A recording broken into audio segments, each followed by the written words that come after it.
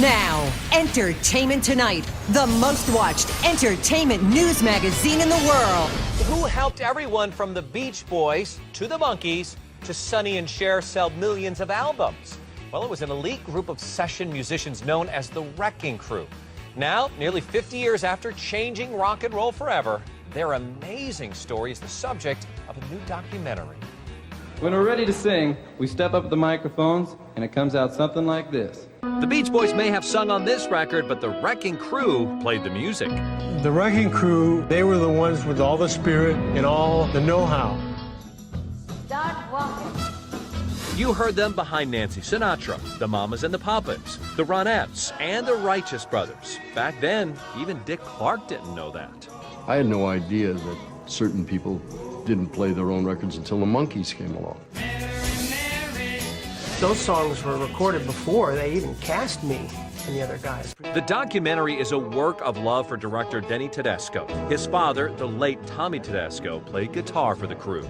It was a very special time for him, very special time for all these musicians.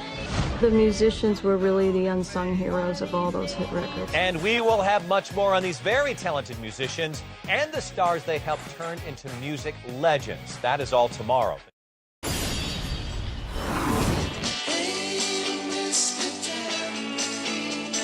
The Byrds had this big hit back in 1965, but on the record, these were the guys playing. Roger McGuinn was the only Byrd allowed to play. So my feeling was great. I get to play with this great band, the Wrecking Crew. Of course, the other guys, David Crosby and Michael Clark and Chris Hillman, were livid.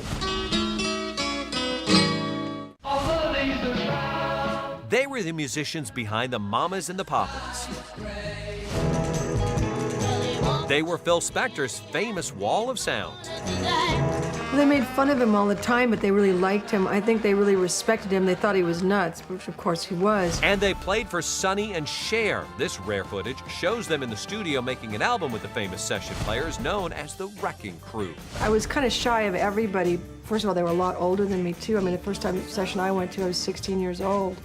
And I'd never been inside a recording studio. Everybody was nice to me. I really don't think I knew for a long time just how great they were. Music industry veteran Elliot Teagle knew. While with Columbia Records, he saw the crew in action. They worked morning sessions, afternoon sessions, and evening sessions, almost 7 days a week. The Wrecking Crew probably played on hundreds of hit singles in the 60s. Denny Tedesco directed the Wrecking Crew. His father, Tommy Tedesco, played guitar for the group. The pioneering Carol Kay played bass. Carol Kay, who was the only woman playing in the Wrecking Crew band throughout his entire career.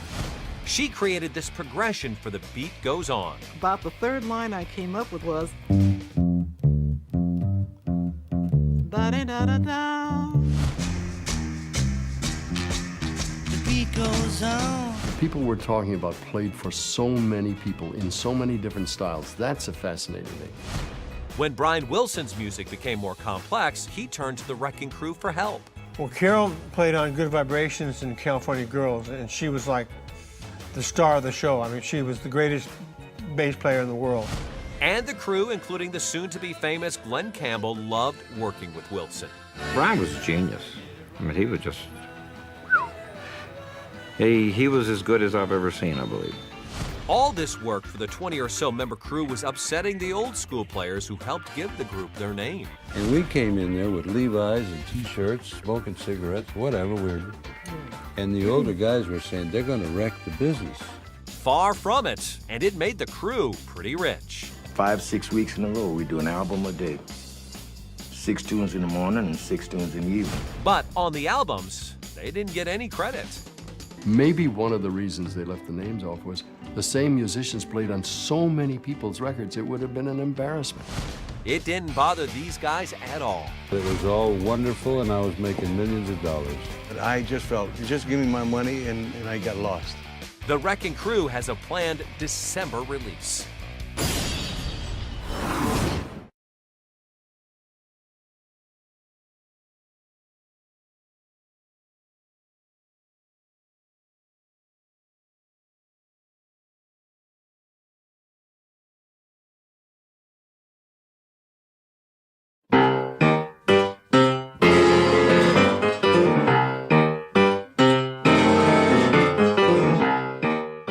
Bye.